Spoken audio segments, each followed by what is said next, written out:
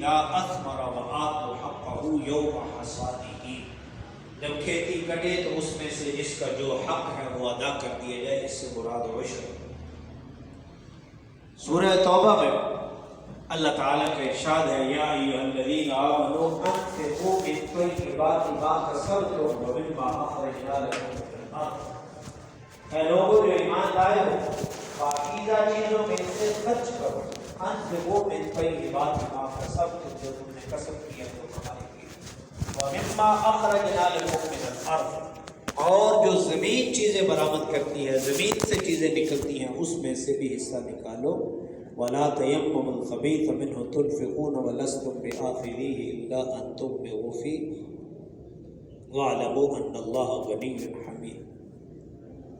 تو اس آیت مبارکہ میں زکوٰۃ کا حکم بھی ہے اور عشر کا حکم بھی ہے۔ حضرت سیدنا معاذ بن جبل رضی اللہ تعالی عنہ جلیل القدر صحابہ کرام میں سے ہیں۔ جب آپ کو آقا دو عالم رحمت کائنات صلی اللہ علیہ وسلم نے یمن کا عامل بنا کر، گورنر بنا کر بھیجا، تو وہ بیان کرتے ہیں کہ مجھے خود آقا دو عالم صلی اللہ علیہ وسلم نے فرمایا کہ بارش سے سیراب ہونے والی چیزوں پر 10واں حصہ ان سے لینا، اور وہ چیزیں کہ جو آلات کے ذریعے سیراب اس وقت کنویں سے سیراب کیے جاتے تھے یا اور جو بھی تھے، ان پر 20واں حصہ جو ہے وہ عشر لینا۔ زکوٰۃ اور عشر کے فضائل بھی قرآن و سنت میں بیان کیے گئے ہیں۔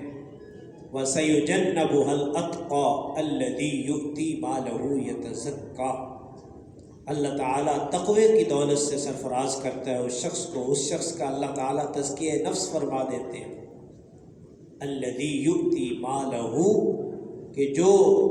اس کے راستے میں مال دیتا ہے، وَيَتَزَكَّى، اور وہ پاک ہو جاتا ہے۔ خذ من اموالہم صدقۃ تطہرہم وتزکیہم بہا وصلی علیہم ان صلاتک سکن لہم، کہ آپ اپنے ماننے والے جو آپ کا کلمہ پڑھنے والے ہیں، خذ من اموالہم، ان سے مال لیجئے، صدقۃ، بطور صدقہ کا، تطہرہم، ان کو پاک کر دیجئے، ان کے مالوں کو پاک کر دیجئے، وتزکیہم، اور ان کا تزکیہ کر دیجئے، وصلی علیہم، اور ان کے لیے اللہ کے حضور دعا بھی کیجیے۔ اللہ تعالیٰ اپنے محبوب کریم صلی اللہ علیہ وسلم کو ایک تو مال کی وصولی کا حکم فرما رہے ہیں، اور فرما رہے ہیں کہ ان جان نثاروں کے لیے جو آپ کے حکم پر لبیک کہتے ہیں، ان کے لیے اللہ کے حضور، میرے حضور دعا کیجیے۔ ان صلاتک سکن لہم، آپ جب ان کے لیے دعا کریں گے تو ان کے لیے سکون اور اطمینان قلب کا باعث بنے گا کہ یہ مال بھی خوشی سے دے رہے ہیں، اور جب اللہ کے حضور آپ ان کے لیے ہاتھ اٹھائیں گے تو یہ خوش ہو جائیں گے۔ واللہ سمیع علیم، اللہ تعالیٰ سننے والے اور جاننے والے۔ یہ سورۃ التوبہ کی آیات۔ لیکن زکوٰۃ کا بنیادی مقصد اسی وقت حاصل ہو سکتا ہے جب یہ طیب خاطر اور خوش دلی سے اللہ کے راستے میں، اللہ کے دیے ہوئے مال میں سے دیے جائے۔ کامیاب لوگوں کی صفات میں سے ایک صفت یہ بیان کی گئی ہے، قد افلح المؤمنون الذین هم فی صلاتهم خاشعون والذین هم عن اللغو معرضون والذین هم للزکاة فاعلون، یقیناً فلاح پا گئے مومنین۔ وہ مومنین کون ہیں؟ جو اپنی نمازوں کے اندر خشوع پیدا کرتے ہیں، اپنی شرمگاہوں کی حفاظت کرتے ہیں، اور اللہ کی رضا کے لیے وہ زکوٰۃ کی ادائیگی اللہ کے دیے ہوئے مال میں سے اللہ کے راستے میں پیش کر۔ فرمایا قد افلح المؤمنون، 18ویں پارے کی ابتدا۔ اسی طرح اللہ تعالیٰ کی رحمت متوجہ ہوتی ہے، وَرَحْمَتِي وَسِعَتْ كُلَّ شَيْءٍ فَسَأَكْتُبُهَا لِلَّذِينَ يَتَّقُونَ وَيُؤْتُونَ الزَّكَاةَ، کہ جو زکوٰۃ کی ادائیگی کرتے ہیں اللہ تعالیٰ کی رحمت کا مصداق وہ ثابت ہوتے ہیں۔ قرآن کریم کی بالکل ابتدا میں سورہ بقرہ، الذین یؤمنون بالغیب ویقیمون الصلاة ومما رزقناہم ینفقون، کہ متقین کی جس صفات، جو معیار اللہ تعالیٰ نے متقین کے لیے متعین فرمایا ہے، اس معیار میں سے اقامت صلاۃ کے بعد ومما رزقناہم ینفقون، اللہ کے دیے ہوئے مال کو اللہ کے راستے میں خرچ کرنا۔ فوز و فلاح کا ضامن بھی ہے یہ مال اللہ کے راستے میں دینا، تزکیہ نفس کا باعث بھی ہے، اللہ تعالیٰ کی رحمت کے حصول کا باعث بھی ہے، اور تقوی اور پرہیزگاری یہ شرط قرار دیا گیا ہے زکوٰۃ کی ادائیگی یا مما رزقناہم ينفقون۔ تکمیل اسلام کا معیار قرار دیا گیا ہے زکوٰۃ کی ادائیگی کو، من تمام اسلامکم ان تؤدوا زکوٰۃ اموالکم، کہ تمہارے اسلام کا تمام ہونا وہ اس بات پر بھی ہے کہ تم اپنے مالوں کی زکوٰۃ کی ادائیگی کرو۔ تو ایک طرف تو اس کے یہ فضائل بیان فرمائے، لیکن جتنا بڑا یہ عمل ہے زکوٰۃ کی ادائیگی، اس کی عدم ادائیگی پر وعیدات بھی اتنی ہیں۔ والذین یکنزون الذهب والفضة ولا ينفقونها فی سبیل فبشرهم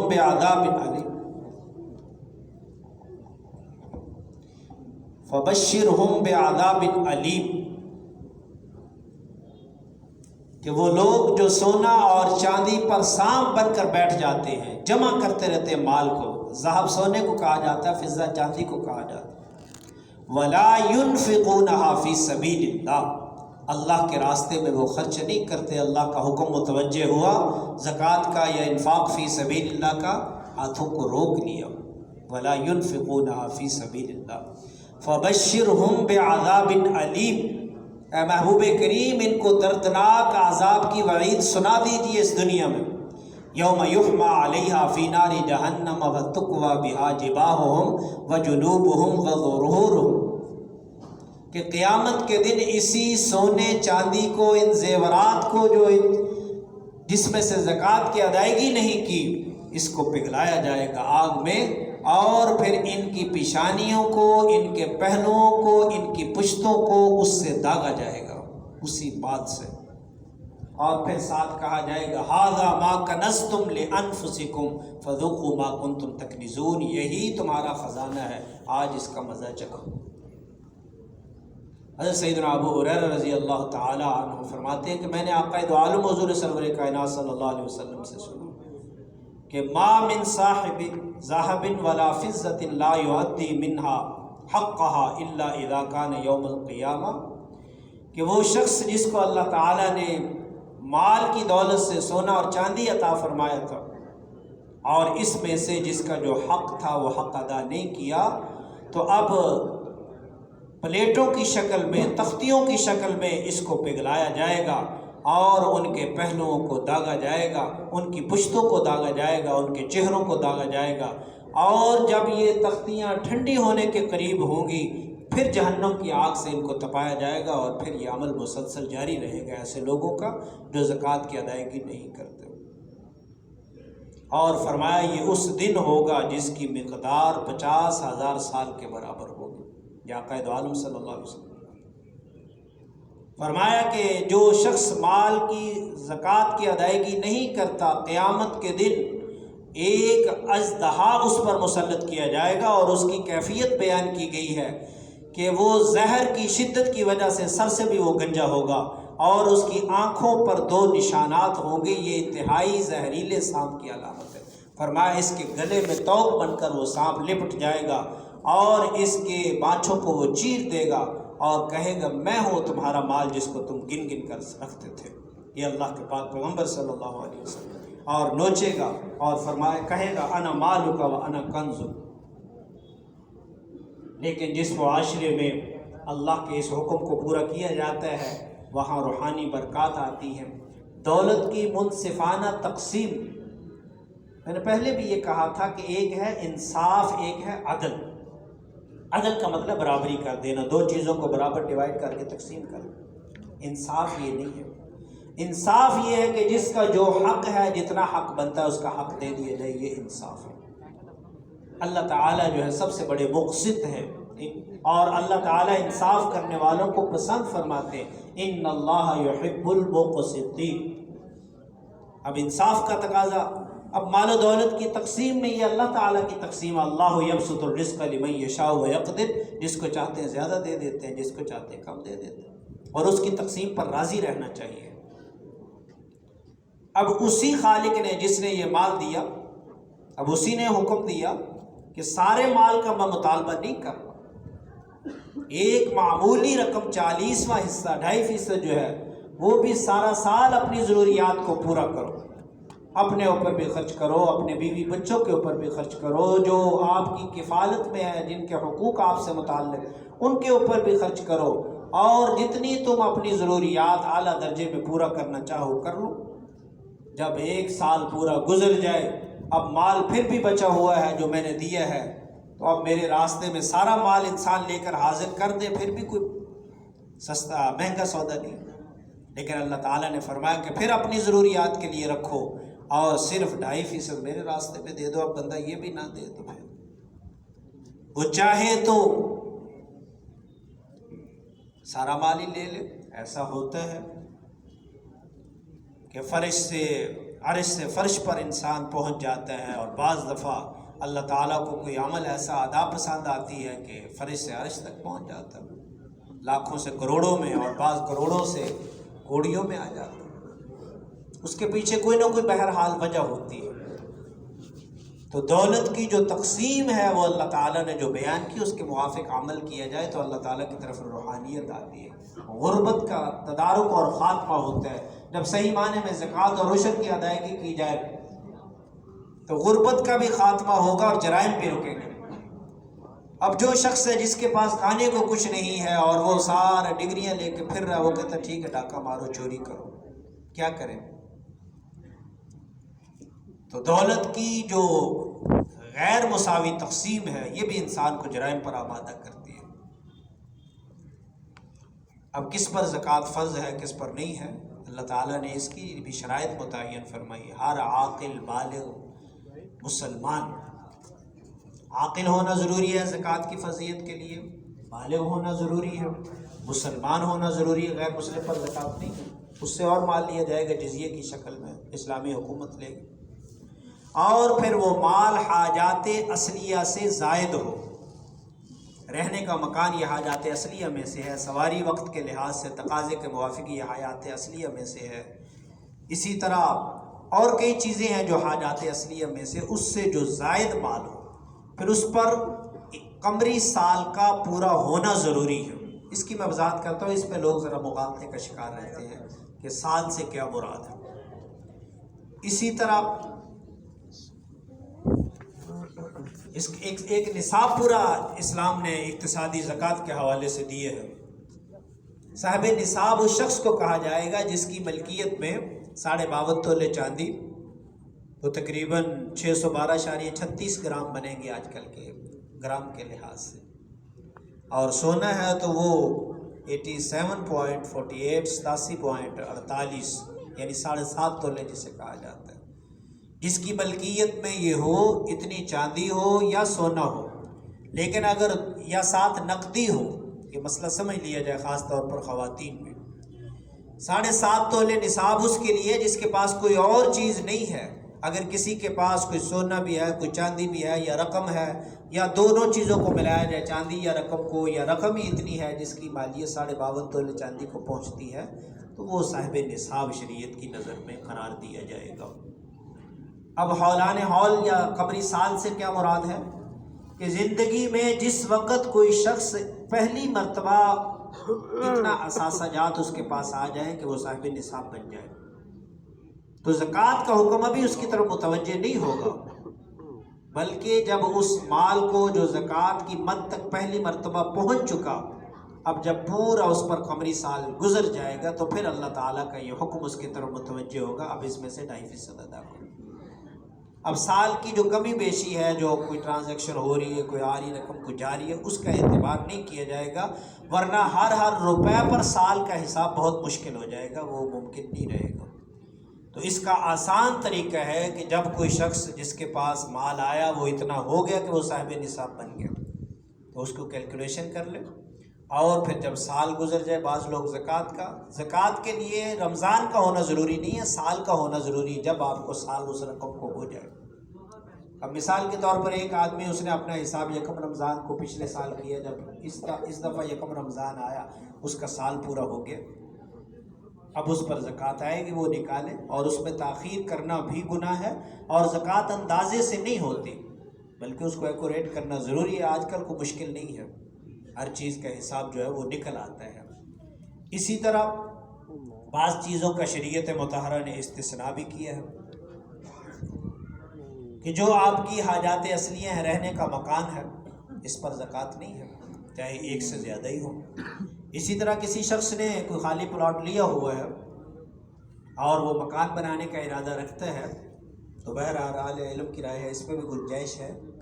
کہ امید ہے کہ اللہ تعالیٰ مواخذہ نہیں فرمائیں گے، باقی وہ دے اس پر تو بہت بہتر ہے، بہرحال مواخذہ نہیں ہوگا انشاءاللہ اس پر۔ لیکن جو چیز جس وقت خریدی، چاہے پلاٹ ہے، کوئی ایسی چیز ہے، مکان ہے، وہ بیچنے کی نیت سے، انویسٹمنٹ کی نیت سے خریدی، اب وہ جتنا عرصہ چاہے 10 سال پڑی رہے، ہر سال اس پر زکوٰۃ کا حکم ہوگا۔ اس کا دار و مدار نیت پر ہے۔ جب آپ کوئی چیز لیتے ہیں، مکان لیتے ہیں، پلاٹ لیتے ہیں، اگر لیتے وقت یہ تھا کہ یہ گھر چھوٹا ہے اور مزید گھر بنائیں گے، تو پھر اس پر چاہے وہ 10 سال پڑا رہے، یہ جتنا عرصہ، اس پر زکوٰۃ نہیں ہوگی۔ اسی طرح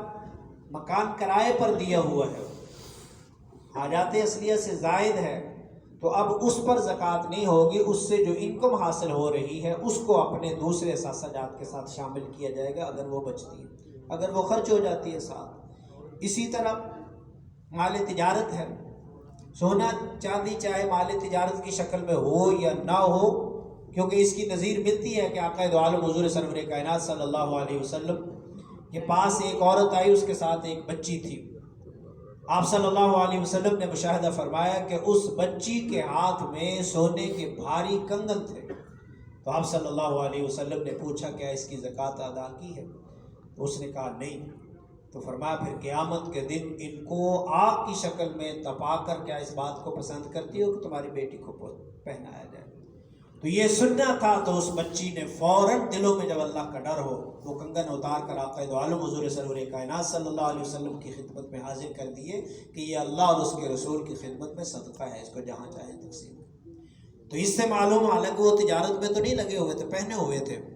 تو زیور جو ہے وہ اگر پہنچتا ہے اس مد میں، اب یہاں 750 تولے کا محتاط جو علماء کی رائے یہی ہے کہ وہ اگر 52.5 تولے چاندی سے نصاب پورا ہو رہا ہے، سونا بھی ہے، چاہے اس کے ساتھ رقم بھی کچھ ہے، چاہے وہ 10 روپے اور 100 روپے ہو، وہ تقریباً ہوتی ہے ہر گھر میں، تو پھر 7.5 تولے کا نصاب صرف اور صرف وہاں رہے گا جہاں کوئی رقم ساتھ نہ ہو یا کوئی اور چیز نہ ہو۔ اسی طرح فیکٹری ہے، اس کی جو عمارت ہے، مل ہے، اس کی عمارت ہے، اس پر زکوٰۃ نہیں ہوگی۔ انسٹرومنٹس ہیں، جو آلات ہیں، مشینری ہے، اس پر زکوٰۃ نہیں ہوگی، البتہ اس سے جو پیداوار ہو رہی ہے اس پر زکوٰۃ ہوگی۔ جو را مٹیریل خام مال پڑا ہے اس کو بھی شامل کریں گے۔ اسی طرح جب آدمی زکوٰۃ کی کلیکشن کرے تو جس دن وہ حساب کرے، سال اس کو ہو گیا ہے، تو اس دن وہ دیکھے کہ میرے پاس کیش ان ہینڈ کتنا، بینک میں روپیہ کتنا پڑا ہے، خام مال کی شکل میں کتنا پڑا ہے، گودام میں کتنا پڑا ہے، یہ ساری چیزیں کیلکولیشن کی جائے گی۔ پھر وہ قرضے جن کی ملنے کی امید ہے، بعض دفعہ بعض زر ضمانت دیا ہوتا ہے، وہ جب آپ چاہیں لے سکیں، وہ بھی اس میں شامل کیا جائے گا، اگرچہ آپ کے ہاتھ میں نہیں ہے، زکوٰۃ آپ ہی ادا کی۔ وہ قرضے جن کے ملنے کی فی الحال امید نہ ہو، اس کو شامل نہیں کریں گے، وہ جب ملے گا پھر دیکھا جائے گا۔ تو اس لیے اپنے سارے اثاثہ جات اور بلکہ جو رقم جیب میں ہے اس دن کی وہ بھی شامل کریں، گھر میں کہیں رکھی ہے وہ بھی شامل کریں، اور اپنے اپنے اثاثے کلیئر کرنا ضروری ہے۔ بیوی کا کون سا چیز ہے، شوہر کی، تاکہ زکوٰۃ کی ادائیگی میں آسانی ہو۔ اگر سونے کی مالک بیوی ہے تو پھر وہ ذمہ دار ہے، اگر شوہر ہے تو وہ ذمہ دار ہے۔ لیکن عام طور پر عورتیں کماتی نہیں ہیں تو شوہر ان کا سپورٹ کریں، کرنا چاہیے ان کے ساتھ، بہرحال ذمہ دار وہی ہوگے۔